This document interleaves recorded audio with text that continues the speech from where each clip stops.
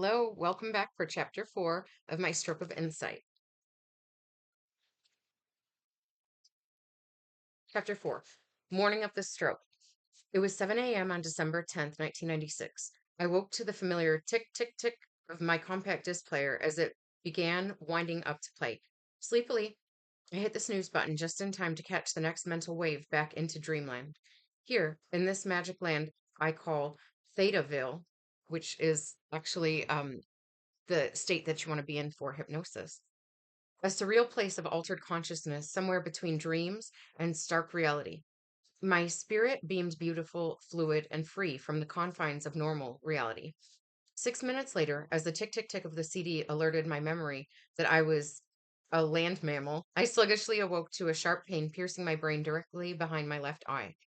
Squinting into the early morning light, I clicked off the impending alarm with my right hand and instinctively pressed the palm of my left hand firmly against the side of my face. Rarely ill, I thought how queer it was for me to awaken to such a striking pain.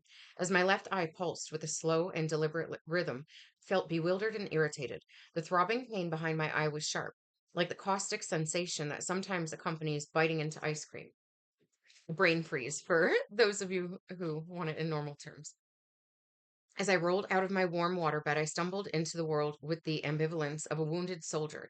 I closed the bedroom window blind to block the incoming stream of light from stinging my eyes. I decided that exercise might get my blood flowing and perhaps help dissipate the pain.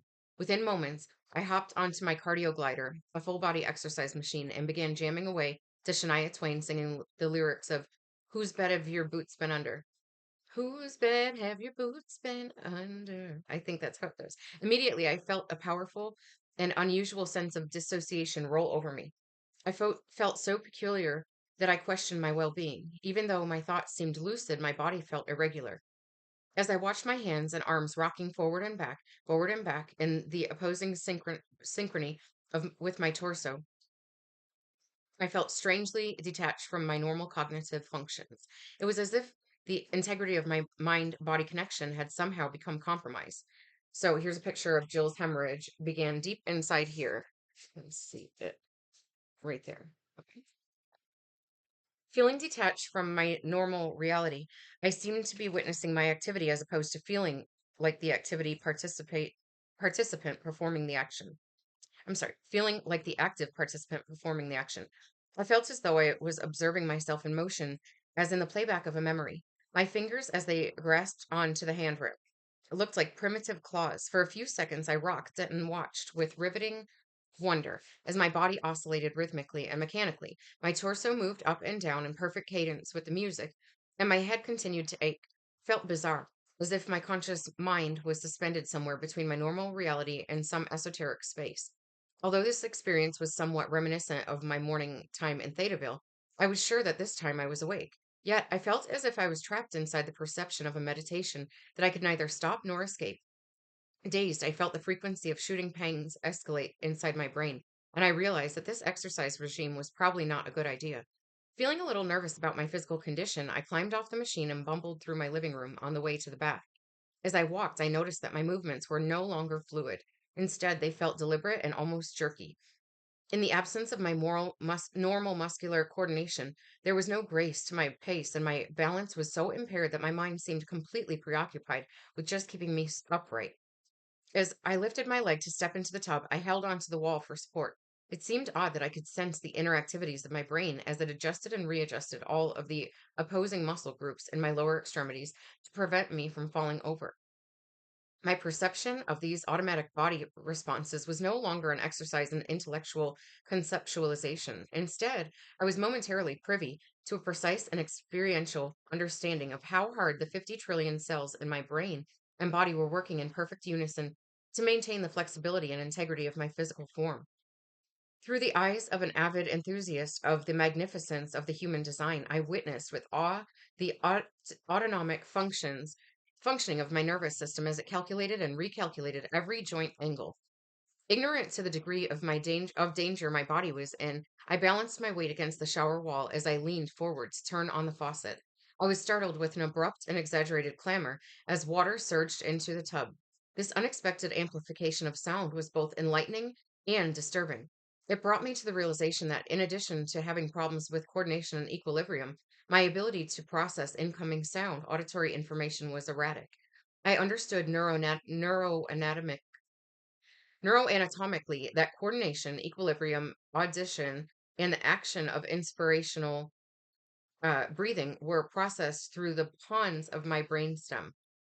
For the first time, I considered the possibility that I was perhaps having a major neurological malfunction that was life threatening. So here's a picture of fibers passing through the pons of the brainstem.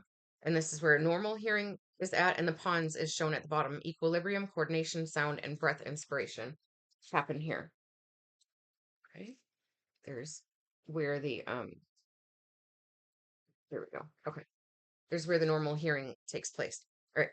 As my cognitive mind searched for an explanation about what was happening anatomically inside my brain, I reeled backward in response to the augmented roar of the water as the unexpected noise pierced my delicate and aching brain. In that instant, I suddenly felt vulnerable, and I noticed that the constant brain chatter that routinely familiarized me with my surroundings was no longer a predictable and constant flow of conversation. Instead, my verbal thoughts were now inconsistent, fragmented, and interrupted by an intermittent silence. So here is a photo of the language centers, or a diagram of language centers. Broca's area in the front, where that's the ability to create speech, and Wernicke's area, ability to understand speech. So, everything is named after the person who discovered it. So, however their names are pronounced, that's what it looks like. I realized that the sensations outside of me, including the remote sounds of a bustling city beyond my apartment window, had faded away. I could tell that the broad range of my natural observation had become constricted. As my brain chatter began to disintegrate, I felt an odd sense of isolation. My blood pressure must have been dropping as a result of the bleeding in my brain, because I felt as if all of my systems, including my mind's ability to instigate movement, were moving into a slow mode of operation. Yet, even though my thoughts were no longer a constant stream of chatter about the external world and my relationship to it, I was conscious and constantly present within my mind.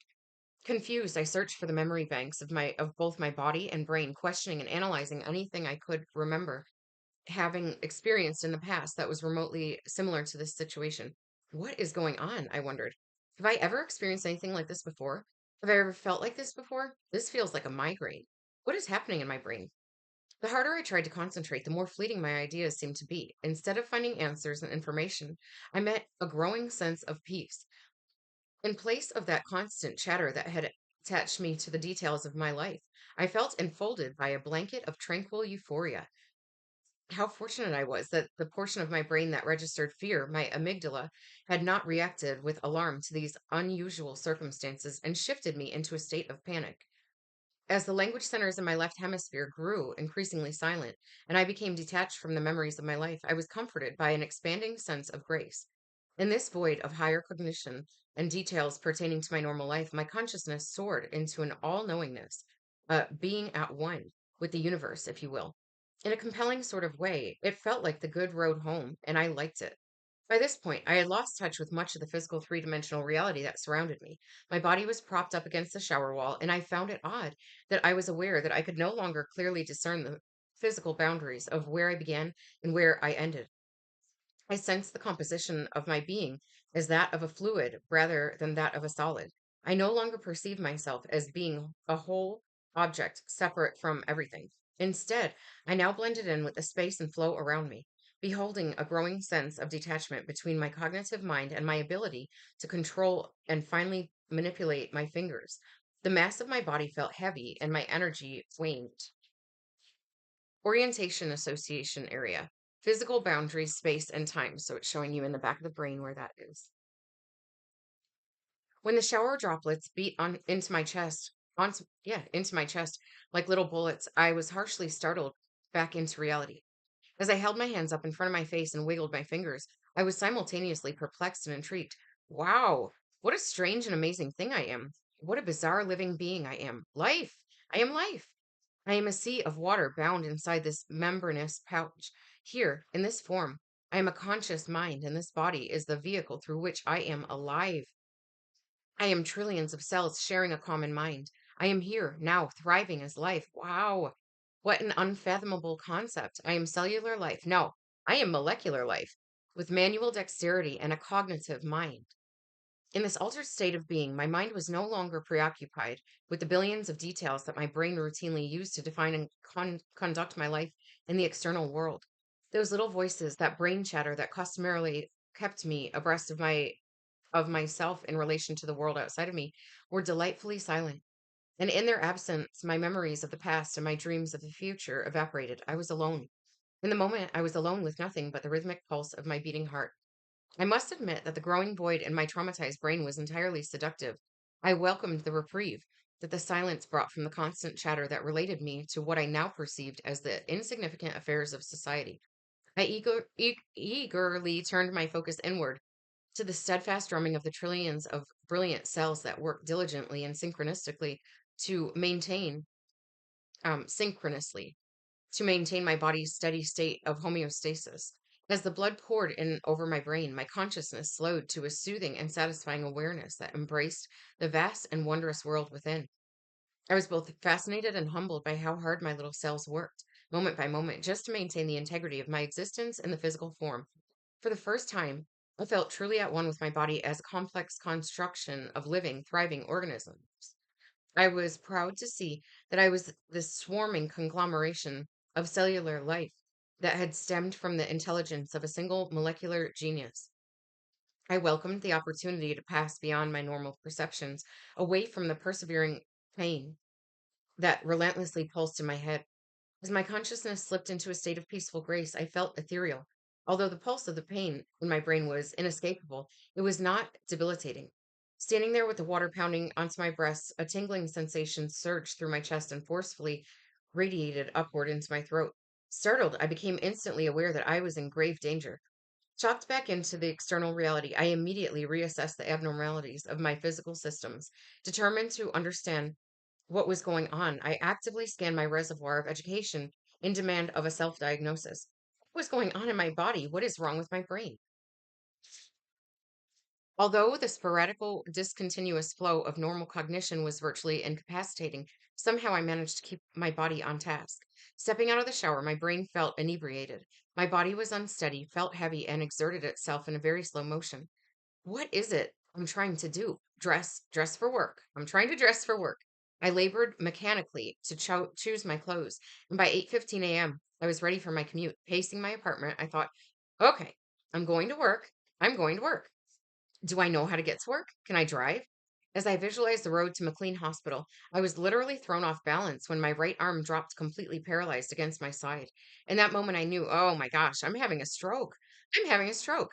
And in this next instant, the thought flashed through my mind, wow, this is so cool.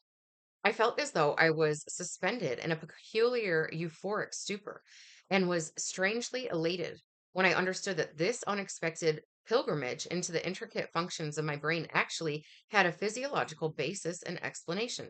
I kept thinking, wow, how many scientists have the opportunity to study their own brain function and mental deterioration from the inside out? My entire life had been dedicated to my own understanding of how the human brain creates a perception of reality, and now I was experiencing this most remarkable stroke of insight. When my right arm became paralyzed, I felt the life force inside the limb explode. When it dropped dead against my body, it clubbed my torso. It was the strangest sensation. I felt as if my arm had been guillotined off, which means cut off. You know what a guillotine is? All right. Moment and sensory perception, motor cortex, and ability to move. That's the ability to move is the motor cortex, and the sensory cortex, the ability to sense the work. Ooh, I see that there's a parenthesis missing. But anyway, okay. So you see this side here, motor cortex, that's your ability to move, and the sensory cortex right beside it. Okay. I understood neuroanatomically that my motor cortex had been affected and it was and I was fortunate that within a few minutes the deadness of my right arm subtly abated. As the limb began to reclaim its life, it throbbed with a formidable tingling pain. I felt weak and wounded. My arm felt completely depleted of its intrinsic strength. Yet I could wield it like a stub. I wondered if it would ever be normal again. Catching sight of my warm and cradling waterbed, I seemed to be beckoned by it on this cold winter morning in New England. Oh, I'm so tired. I feel so tired. I just want to rest. I just want to lie down and relax for a little while. But Resounding like thunder from deep within my being, a commanding voice spoke clearly to me. If you lie down now, you will never get up. Startled by this ominous illumination, I fathomed the gravity of my immediate situation. Although I was compelled by a sense of urgency to orchestrate my rescue, another part of me delighted in the euphoria of my irrationality. I stepped across the threshold of my bedroom, and as I gazed into the eyes of my reflected image, I paused for a moment in search of some guidance or profound insight in the wisdom of my dementia. I understood that my body was, by the magnificence of its biological design, a precious and fragile gift. It was clear to me that this body functioned like a portal through which the energy of who I am can be beamed into a three-dimensional external space. I'm curious to know if she noticed that her pupil sizes were different because I used to be a medic and we used to look for brain trauma by looking to see if the pupil size was unequal. So, just so you know, this is my first time reading this book, so everything is kind of new to me. So, maybe it'll come up. We shall see. The cellular mass of my body had provided me with a marvelous temporary home.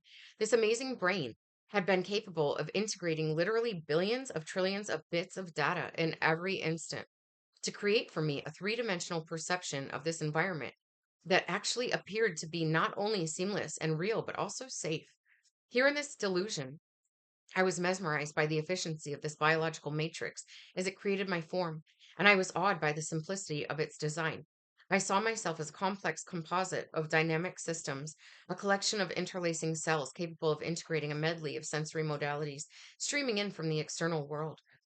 And when the systems functioned properly, they naturally manifested a consciousness capable of perceiving a normal reality. I wondered how I could have spent so many years in this body, in this form of life, and never really understood that I was just visiting here.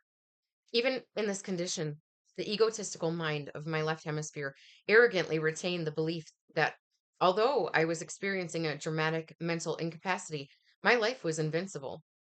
Optimistically, I believed that I would recover completely from this morning's events. Feeling a little irritated by this impromptu disruption from my work schedule, I bantered, okay, well, I'm having a stroke. Yep, I'm having a stroke, but I'm a very busy woman. All right, since I can't stop this stroke from happening, then okay, I'll do this for a week. I'll learn what I need to know about how my brain creates my perception of reality, and then I'll meet my schedule next week. Now, what am I doing? Getting help.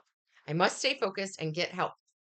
Territory of Jill's hemorrhage, shaded oval area. Okay, so it's right here.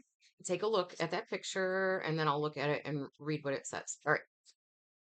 So at the top here, we have the motor cortex, which we already showed, the sensory cortex. Then we have the orientation association cortex, physical boundaries, time and space, the Wernicke's area, ability to understand speech, and the Broca's area, ability to create speech. So these are all the areas that are being affected because the problem is right here. That AVM was right there. Right. To my counterpart in the looking glass, I pleaded. So she's talking about her reflection in the mirror. Remember, please remember everything you are experiencing. Let this be my stroke of insight into the disintegration of my own cognitive mind. Okay, and that is the end of chapter 4. All right, see you back for chapter 5.